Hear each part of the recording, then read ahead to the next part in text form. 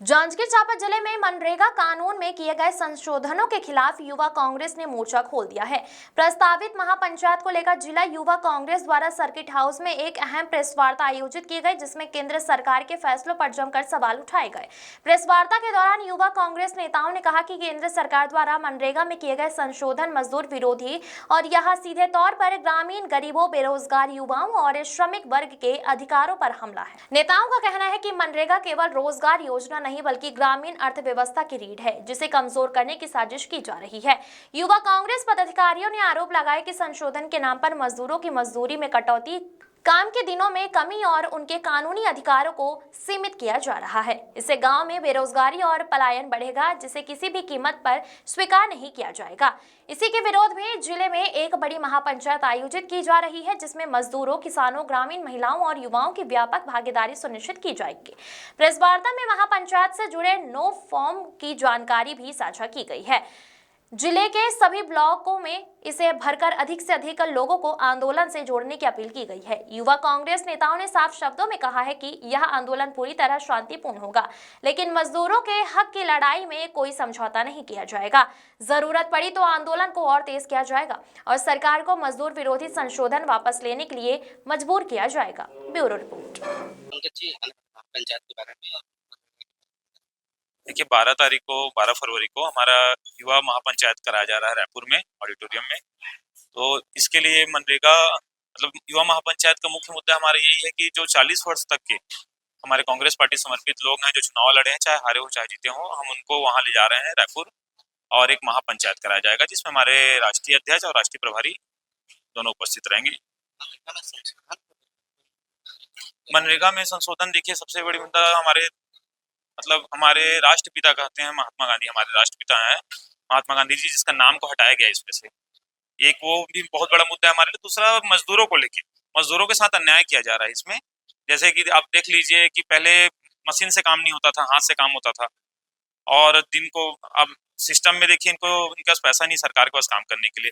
इसमें ये 40% स्टेट देगी बोल रहे हैं, पहले 10% था, तो 10% को नहीं कर पा रहे थे, 40% कहाँ से करेंगे। सीधा सीधा, जैसे आप पहले भी देख चुके हैं कि जितने ये लोग निकाले हैं, केंद्र सरकार और राज्य सरकार, जो भाजपा सरकार है, जो भी नियम निकाले हैं लोग, किसी को पूरा नहीं कर पाए हैं।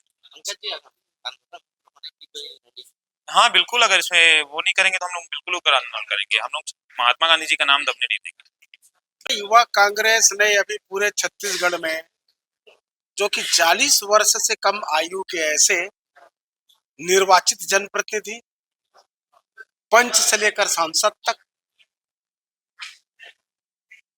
या कि चुनाव लड़े हों, उन सब का एक सम्मेलन रायपुर में आयोजित है। और उस आयोजन के लिए हमारे जिले से लगभग 300 युवाओं की संख्या आई हुई है। उन सभी लोगों को रायपुर में आयोजित उस महापंचायत में ले जाने की तैयारी चल रही है। विधायक जी, किसानों की लगातार आत्महत्या के मामले, गले काटने के मामले, और आज आपके क्षेत्र में एक किसान कबर पे चढ़ गया था। क्या रूलिंग पार्टी के नीतियों के बीच में विपक्ष कमजोर पड़ रहा है? नहीं, देखिए, ऐसा नहीं है।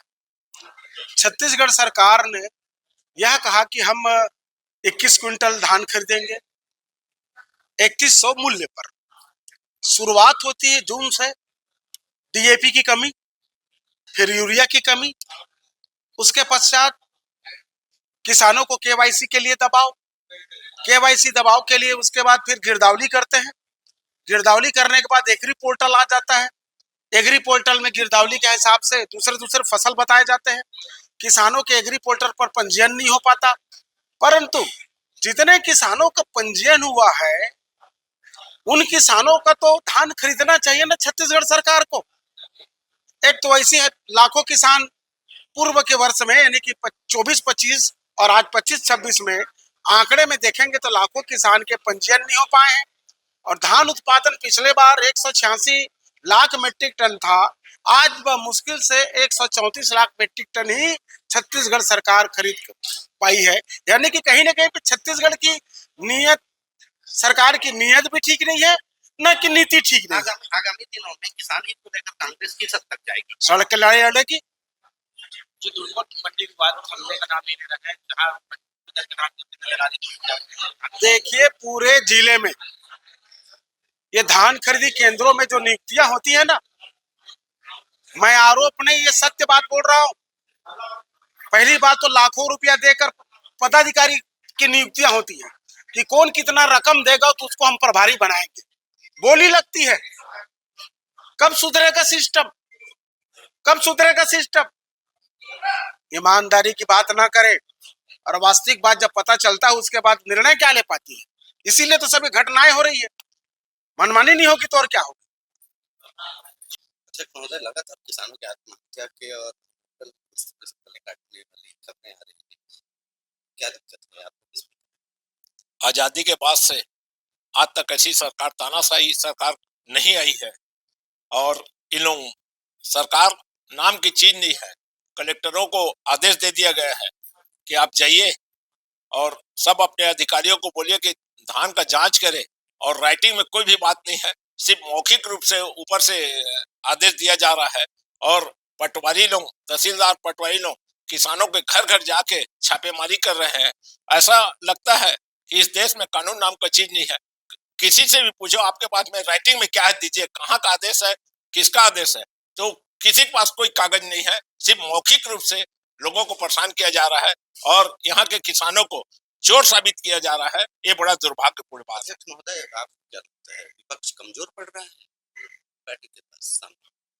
देखिए क्या है, सरकार इस बात को दिमाग में बैठा ली है कि हमको कुछ विपक्ष का नहीं सुनना है, आम जनता का नहीं सुनना है। हमको मैंडेट मिला हुआ है, हम अपनी दादागिरी करेंगे और उसी दादागिरी करते हुए इन लोग सब काम को कर रहे हैं। आने वाला समय सरकार सचेत हो जाए, किसान जो है आंदोलित है, गरीब जो है आंदोलित है, और आने वाले समय में इन लोगों का पूरा सुपड़ा साफ होगा। किसान आंदोलन, किसान हित में आप लोग किस हद तक जाएंगे? हम लोग देखिए, अभी हमारे पास दो बहुत बड़ी मुद्दे हैं। एक किसान का मुद्दा है जिसका धान खरीदी नहीं हो रहा है, एक मनरेगा का मुद्दा है जो किसानों से जुड़ा हुआ मुद्दा है। ये दोनों मुद्दे ऐसे हैं जो किसानों का कमर तोड़ देगा और फिर गुलामी की ओर ले जाने का ये लोग प्रयास कर रहे हैं।